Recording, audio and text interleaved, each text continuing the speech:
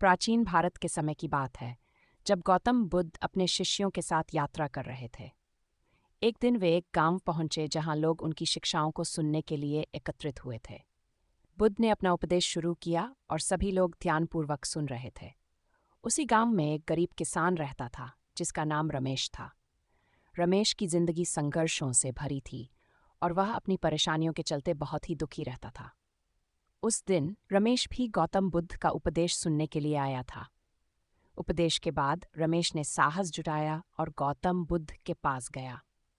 रमेश ने बुद्ध से पूछा, हे महात्मा, मैं बहुत दुखी और परेशान हूँ।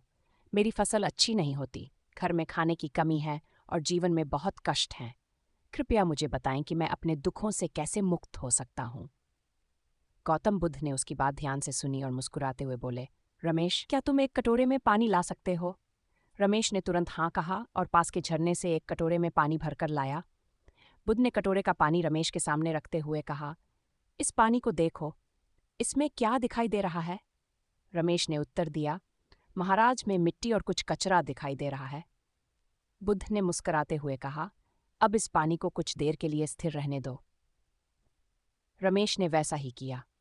कुछ समय बाद बुद्ध ने फिर पूछा, अब इस पानी को देखो, इसमें क्या दिखाई दे रहा है?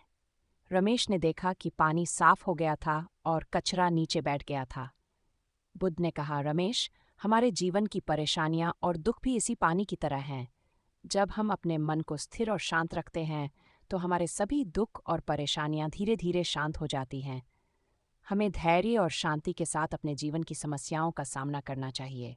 रमेश ने बुद्ध की इस बात को समझा और अपने जीवन में धैर्य और शांति को अपनाया।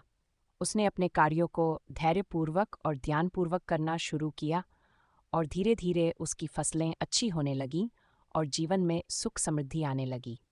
इस कहानी से हमें यह सीख मिलती है कि हमारे जीवन की समस्याओं का समाधान धैर्य और शांति में ही निहित है।